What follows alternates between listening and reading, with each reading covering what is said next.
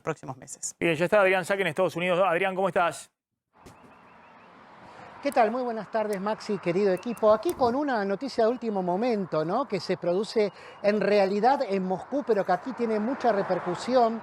Y es que el vocero del Kremlin, Dmitry Peskov, admite por primera vez que Rusia tuvo bajas militares significativas, particularmente en sus intentos por tomar Kiev.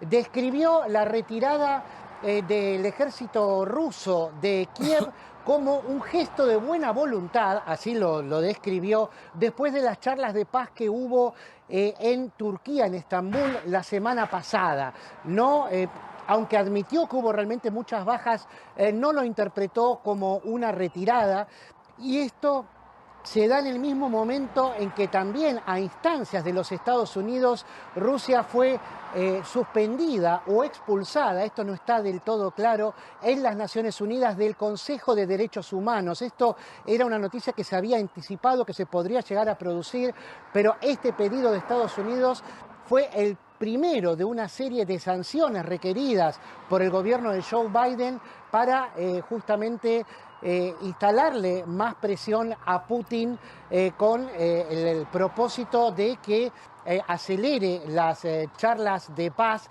y que se termine de retirar de Ucrania, ¿no? Ese es el objetivo mayor, aunque por el momento parece difícil porque aquí el Pentágono está hablando de una concentración de fuerzas rusas en el este de Ucrania y de la intención última que tendría el Kremlin de terminar dividiendo el país en una zona prorrusa y en otra gobernada por Kiev, que haga las veces de colchón, ¿no? Para la división entre Rusia y las fuerzas de la OTAN, ¿no? Eso es lo que estaría pretendiendo Rusia ahora, según el Pentágono, pero también hay otros que dicen que en realidad fue un repliegue estratégico y que van a volver a tratar de tomar Kiev tarde o temprano. Entonces, en medio de esas confusiones, digamos, en medio de esas contradicciones que hay incluso dentro del propio Pentágono, es cuando surgen el anuncio de estas sanciones que van a ser principalmente económicas, ¿no? Las que anunció Joe Biden, y van a recaer sobre el sistema bancario ruso, particularmente sobre los bancos Sberbank, el principal banco vinculado al Kremlin, y el principal banco privado, que es el Alfa Bank. Un congelamiento total de estas cuentas, lo que paralizaría las 2/3 partes del mercado bancario ruso, ¿no? Es una sanción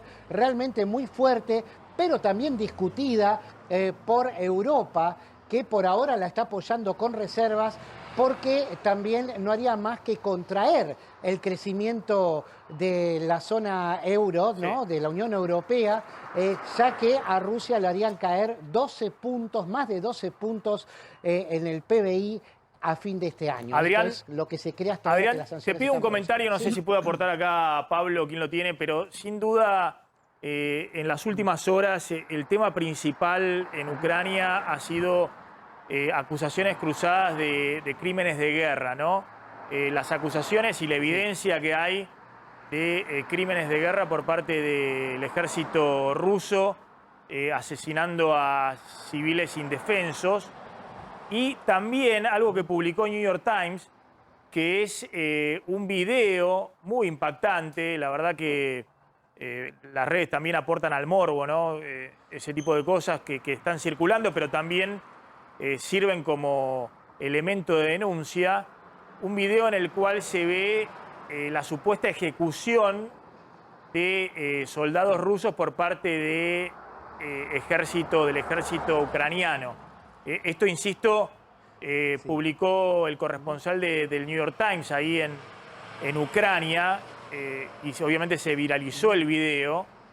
Y también hay muchos videos respecto a ejecución de, obviamente, y asesinatos de civiles ucranianos a manos del ejército ruso. Te pregunto cómo está repercutiendo esto y qué información tenés, porque cuando hablamos de crímenes de guerra es algo que, bueno, que ya supera la convención mínima de la guerra, ¿no? Que es tratar de que no haya objetivos directos civiles en el caso del ejército ruso, y en el otro caso de que obviamente los prisioneros deben ser prisioneros, no ejecutados de un tiro en la nuca. Sí, de hecho Biden mencionó nuevamente, los calificó nuevamente de crímenes de guerra, en particular no este video que me comentás del New York Times, donde sería al revés, donde serían los ucranianos ejecutando rusos, sino que hablaba de algún video en particular que se vio de la ejecución de un ciclista, de un civil. Sí, muy impresionante también, de un civil, del ejército ruso. Sí, de un civil Claro, ucraniano a manos de militares rusos. Sí, y que también el ejército ucraniano habría decodificado conversaciones entre soldados rusos. Dicen que los rusos se descuidan mucho con sus comunicaciones porque no están cifradas, no son comunicaciones encriptadas, sino que utilizan teléfonos de línea celular. Entonces son fáciles de interceptar y dicen que habían descubierto el diálogo entre soldados rusos que reconocían y describían cómo habían ejecutado a este ciclista, lo cual, bueno, como todo, hay que tomarlo con pinzas. Pero Biden, insistimos, él calificó a estos crímenes como crímenes de guerra y ayer, incluso anoche, habló como crímenes major, dijo, sería crímenes importantes, crímenes mayores de guerra, que, bueno, darían lugar a un eventual juicio a cargo de la Corte Penal Internacional, de la que Estados Unidos no forma parte, porque Trump no quiso que formara parte. Ratificó que Estados Unidos no tenía que formar parte porque, bueno, Estados Unidos también tiene sus crímenes históricos de guerra, empezando por el lanzamiento de las bombas en Hiroshima y Nagasaki, y mucho más cerca en las campañas en Afganistán, ¿no? También. Entonces, teniendo en cuenta eso, Trump creyó en su momento que no era conveniente, y ahora Biden lo que estaba sugiriendo era crear un cuerpo especial, digamos, una especie de jurado especial, como se hizo con otros casos internacionales.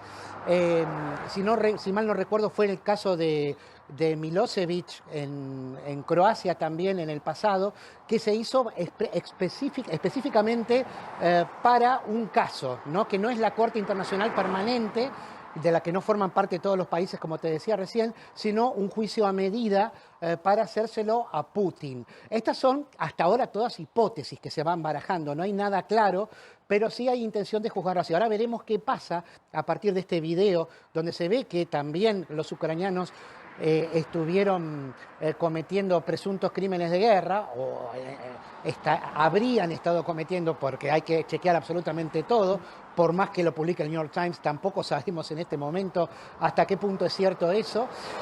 Y bueno, ver cómo sigue esto. Por ahora, la última noticia que tenemos es que Rusia fue excluida de esta comisión de Derechos Humanos de las Naciones Unidas, que es realmente un golpe bastante fuerte contra la Rusia de Putin. Está Zelensky denunciando al presidente ucraniano, efectivamente, crímenes de guerra en Bucha, que es una ciudad... visitando la ciudad de Bucha y ahí, veamos el denunció tape. los crímenes de guerra, estuvo recorriendo la zona, míralo. Чем дольше будет Российская Федерация затягивать процесс встречи, тем хуже и для них, и в принципе для этой ситуации, для этой войны. Потому что с каждым днем, когда заходят наши войска и деоккупируют те или иные территории, вы видите, что происходит. Очень сложно разговаривать, когда ты видишь то, что они тут натворили. И ежедневно, понимаете, там находятся люди в бочках, в погребах и так далее, задушенные и просто замученные. Поэтому считаю, что им нужно, если есть чем думать, то думать быстрее. Це військові злочини, і це буде визнано світом як геноцид. Те, що ви сьогодні тут знаходитесь і бачите, що відбулось, ми знаємо тисячі людей вбитих і закатованих з відрубаними кінцівками, зґвалтовані жінки, вбиті діти. Я думаю, що це більше, ніж це є. Adrián, ahí estaba Zelensky. Sí, lo que pasa es que estaba el audio en ucraniano, digamos, no entiendo el ruso tampoco, así que me cuesta un poquito. Sí, pero bueno, estaba denunciando igualmente, crímenes de guerra sí. contra civiles ahí Sí, en la a zona ver, de Bucha. Justamente por estos crímenes de guerra de la zona de Bucha es donde la ONU acaba de votar, justamente la Asamblea de la ONU acaba de votar la suspensión de Rusia como miembro del Consejo de Derechos Humanos, justamente a raíz de esto que denunciaba Zelensky. 93 votos a favor, 24 en contra, 58 abstenciones. Entre los que apoyaron a Rusia se encuentran Venezuela, China, Corea del Norte, Irán, Siria, Cuba. En cambio, Brasil, México se abstuvieron y quizás había alguna duda en algún momento. Argentina apoyó la moción de Estados Unidos, está entre los 93 votos favorables a la expulsión de Rusia como miembro del Consejo Es decir, de este es Derechos un dato Humanos. importante. Tengamos en cuenta que Argentina preside, ¿no?, esa comisión. Dato importante, Argentina votó entonces a favor de la expulsión Sí. en la Comisión de Derechos Humanos de Así fue. Rusia. Brasil, en cambio, se abstuvo. Brasil se abstuvo, al igual que México, por ejemplo. Es decir, ¿sí? Argentina tiene una posición más dura, más alineada con Estados Unidos en este tema que Brasil y México. Exactamente, exactamente. Bueno, se ve ahí. Es todo un dato, Adrián, pues recordemos que Sí. López Obrador es el gran aliado de Estados Unidos, ¿no?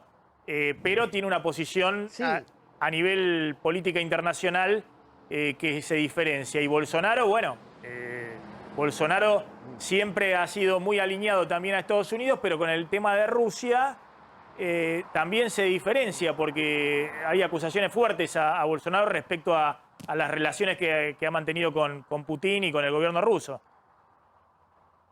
Claro, pero además Bolsonaro no tiene una buena relación con el gobierno de Joe Biden, incluso Claro. ha estado simpatizando con teorías conspirativas que hablan de que le robaron la elección a Donald Trump, ¿no? Es como un aliado automático de Donald Trump y, digamos, todos los que apoyan al trumpismo en Latinoamérica lo apoyan a Bolsonaro también. Eso va por otro carril. En el caso de la Argentina, bueno, siempre ha hecho punta en derechos humanos, ya que no lo pudimos hacer en economía, ¿no? Y siempre trata de estar a la avanzada. Entonces, por ese lado, no sorprende que la Argentina haya apoyado estas denuncias ante las evidencias que dan estas imágenes tan duras que incluso, atención, porque acá también me llama la atención, por lo menos de manera personal, que todos los medios, aún los medios que están muy a favor de Biden, hablan de presuntos atrocidades, no presuntos crímenes de guerra, que sería una calificación legal, sino que los ves ahí, ves los cadáveres en descomposición, ves la gente muerta y lo tratan de presuntas atrocidades, lo cual, bueno, puede hablar de cierta tendencia a la neutralidad de la prensa, que es elogiable, ¿no? Por supuesto, porque se trata de un gobierno democrático y te hablar bien de los medios, por más de todas las críticas que le podamos hacer, pero de todas maneras todavía están siendo cautos, como había sido cauto Biden hasta ahora en tratarlo de crímenes de guerra. Esta semana se desató, ahora ya dice que son grandes crímenes de guerra, aunque no quiere hablar de genocidio, que es una calificación muy fuerte, que quizás se ha maltratado con muchos sucesos históricos, particularmente en los últimos años. Entonces no quiere hablar de eso porque eso se implicaría, digamos, exterminar de raíz, hacer una limpieza étnica total, como se habría hecho en los Balcanes, por ejemplo, y Estados Unidos cree que puede llegar a tener problemas si ya se precipita a hablar de genocidio, como lo impulsa Zelensky, ¿no? Zelensky siempre, Volodymyr Zelensky, presidente ucraniano, trata de, digamos, de subir el listón lo más que puede, sobre todo para pedir ayuda, ¿no? Hay un creciente pedido de ayuda que no solamente se limita a las armas, recordemos que había pedido hasta 1000 misiles antitanques por día, sino también a la ayuda económica, en qué es lo que va a hacer Ucrania, el daño que va a tener, más allá de lo que estamos viendo, desde el punto de vista económico, cuando se llega a algún tipo de acuerdo, algún cese de hostilidades, que para Biden no es cercano. Dice, no están, Biden ayer dijo, y hoy lo volvió a decir, no estamos cerca de la paz, desgraciadamente. Es una guerra que se puede extender en el tiempo. Incluso aquí en el Pentágono hablan de años, ¿no? A lo sumo se podrá alcanzar un equilibrio precario, pero creen que es un problema de larga duración en el que, bueno, mucho va a tener que ver sobre todo qué posición va a tener Ucrania respecto de la OTAN y la OTAN respecto de Ucrania, ¿no? Así que, bueno, estamos Adrián, a la expectativa, es un sumo, rompecabezas diario esto. sumo este Sí. tema de crímenes de guerra, pues me parece que es muy importante en este momento. Ayer el Papa también tuvo un gesto que salió un poco de la ambigüedad o el planteo más de equilibrista que había tenido hasta ahora, e hizo un gesto claro, dijo al pueblo ucraniano que está sufriendo en este momento. Ahí podemos buscar un poco la declaración del Papa, está también en video. Está en video y aparte con una bandera ucraniana, levantando una bandera ucraniana ahí en el Vaticano, a ver si podemos buscar el video. Y después también lo que encuentra el gobierno argentino, que ha tenido sus idas y vueltas con este tema. Recordemos la interna también dentro del oficialismo. Cristina, el alineamiento con Putin, Alberto Fernández pasando a visitarlo a Putin pocos días antes de que se desate la guerra. También el gobierno argentino ha tenido declaraciones muy fuertes acá de Gabriel Boric, el nuevo presidente chileno, que ha sido categórico respecto a la condena a Putin, diciendo que es un autócrata que está cometiendo crímenes de guerra en Ucrania. Es decir, el gobierno argentino también ahora plantea una posición clara en el Consejo de Derechos Humanos de Naciones Unidas cuando ve que también, el mundo se mueve, ¿no? Obviamente no es solamente el alineamiento con Estados Unidos, sino que también ve que empieza a haber una condena fuerte en el mundo también. Ahí está el Papa, a ver si lo podemos escuchar. Está subtitulado, está hablando en italiano, pero está subtitulado. A ver si lo podemos escuchar. Questa bandiera viene dalla guerra, proprio da quella città martoriata, Bucha. Questi bambini sono dovuti fuggire e arrivare a una terra sana. Questo è uno dei frutti della guerra. Non dimentichiamoli e non dimentichiamo il popolo ucraino. No olvidamos al pueblo ucraniano. Esta bandera, levantando una bandera ucraniana, viene de la ciudad martirizada de Bucha. Dice el Papa, justamente, el gobierno ucraniano está denunciando que Rusia ha cometido crímenes de guerra ahí en Bucha, arrasando a la población civil. Adrián. Sí, sí, así es. Es importante también, digamos, mantener las diferencias, como tratan muchos medios argentinos al Papa Francisco, y como lo consideran aquí en los Estados Unidos. Aquí hasta ahora han remarcado las principales cadenas de televisión e incluso diarios como el Wall Street Journal, han ponderado sus gestiones, su acercamiento a Zelensky justamente y su necesidad de hacer un equilibrio. Acá lo ven como un líder religioso, no como un líder político, no lo arrastran al barro de la política partidaria, como vemos en Argentina, donde incluso en crónicas que parecen neutrales lo critican por no condenar a Rusia, cuando no se pone en evidencia, por ejemplo, que lo que está haciendo son gestiones muy fuertes con el patriarca de la Iglesia Ortodoxa rusa, el patriarca de Moscú, que tiene una injerencia directa en el actuar de Putin, y donde, bueno, digamos, que la guerra implica que haya diferentes personas, diferentes naciones involucradas, y el Papa tiene que buscar una solución religiosa, ecuménica, no política partidaria. Y hasta ahora lo están viendo muy bien en ese sentido. Aquí en los Estados Unidos no lo han criticado. Gracias, Adrián. Muy amable. Ahí estaba Adrián Sack desde Estados Unidos, como siempre, impecable. Vamos rápido. Atención, ayer comentamos